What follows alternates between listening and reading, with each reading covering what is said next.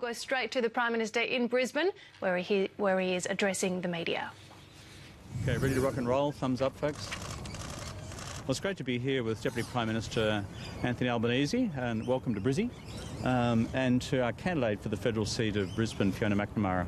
And this is a beautiful part of Australia. We're here in the Botanic Gardens and the Brisbane River behind us. We've talked a lot in recent times about the management of our economy, and this is critical for the nation's future, to make sure that our economy remains strong, that we are protecting jobs and managing cost of living pressures for working families.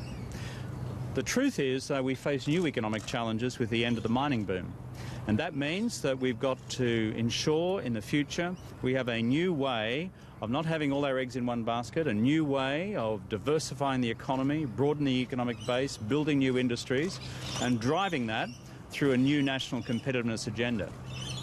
And if you're going to have an effective national competitiveness agenda, it depends on a whole bunch of different things. It depends upon your energy prices, it depends upon your labour force productivity, your business productivity, it depends on your approvals process to get projects going in a reasonable time, it depends on your skills, it depends on small business formation, and it depends on having world-class infrastructure. And that is part of the government's nation-building agenda. And it's becoming doubly important for the future that we have the best infrastructure we can provide. That's why Albo, for example, has been around the country supporting the national broadband network. It will turbocharge productivity in the future, whether it's through small businesses or big, and it overcomes the tyranny of distance. I was asked this morning in my local community, how do we make sure that the best jobs will be available in Queensland in the future so that people just don't have to go down to Sydney and Melbourne to get the best possible jobs? Part of the answer lies in first-class modern infrastructure, a national broadband network that works. Of course, on top of that as well, we've got other infrastructure which is necessary to help our cities function, and public transport infrastructure is key to that. Albo has been in charge of nation building since the government was first formed. He's the Minister for Nation Building. He's passionate about it. He's around the country, on the job, all the time. And we have deliberately decided as an Australian government to invest in this country's public transport infrastructure and its urban rail networks in particular. Here in Brisbane, those of you who've followed the debates closely in recent decades will know that there have been plans and plans and plans to build the Redcliffe rail link.